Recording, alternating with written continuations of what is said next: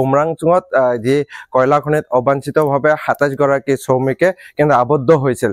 আৰু তাৰে ১৭ গৰাকী ইতিমধ্যে অসম চৰকাৰে নিৰাপদে উদ্ধাৰ কৰিছিল যদিও বৰ্তমানত ১০ গৰাকী কিন্তু শ্ৰমিক আবদ্ধ হৈ থকা জানিব পৰা গৈছে আৰু এই ১০ গৰাকী শ্ৰমিকৰ ভিতৰত কিন্তু গোসাইগাঁও মহকুমাৰ খুলচিনিমাৰীৰ যি সৰ্পা বৰ্মন তেওঁ আবদ্ধ হৈ আছে আৰু মই বৰ্তমান সৰ্পা বৰ্মনৰ ঘৰত উপস্থিত আছো মই প্ৰথম পৰ্যায়ত প্ৰথমতে মই এই সৰ্পা বৰ্মনৰ যি পৰিয়াল তাৰ যি পৰিয়ালৰ যি পৰিস্থিতি তাৰ কিছু মই দৃশ্য দেখিবলৈ মই চেষ্টা কৰিম আৰু তাৰ পিছতে যেহেতু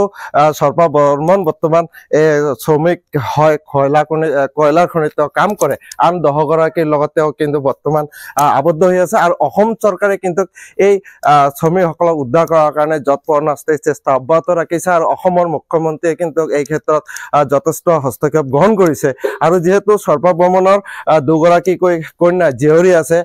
কোনোবাই BA ফাৰ্ষ্ট ছেমিষ্টাৰ আৰু 4th ছেমিষ্টাৰৰ অধ্যয়নৰত তেওঁৰ পত্নী আছে মই চেষ্টা কৰিম আচলতে সৰ্পা বৰ্মনৰ এগৰাকী কনিষ্ঠ কন্যা আছে জীয়ৰী আছে মই কিছু কথা জানিবলৈ যত্ন কৰিম তোমাৰ গাঁওখনৰ কি নাম তোমাৰ দেউতাৰ কি নাম কোৱাচোন খুলচিনিমাৰী আমাৰ গাঁওখনৰ নাম দেউতাৰ নাম সৰ্পা বৰ্মন হয় কি কাম কৰে দেউতাই কয়লা খনি কাম কৰে আমি দুখীয়া মানুহ দেউতাই ২৬ ডিচেম্বৰত ঘৰৰ পৰা গৈছে আৰু ৪ তাৰিখ জানুৱাৰী কল কৰিছিল কথা হৈছে সন্ধিয়া তাৰ পিছৰ পৰা আৰু কল কৰা নাই মোবাইল সুইচ অফ বৰ্তমানলৈকে সুইচ অফ হয় সুইচ অফ হৈ আছে কথা হোৱা নাই দেউতা কয়লা খনি আবদ্ধ হৈ থকা বুলি গম পাইছে না হয় গম পাইছো কেনেকৈ গম পাইছে কল কৰিছে তাৰ পৰা এজন ককা হয় কল কৰিছিল কল কৰি তাই কৈছিল দেউতা কামত গৈছে আৰু তাৰ পৰা ওলোৱা নাই হয় এটা তোমালোকে চৰকাৰলৈ কিবা কোৱা কি ক'বা চৰকাৰক মই অনুৰোধ কৰো যে মই দেউতাক ঘৰত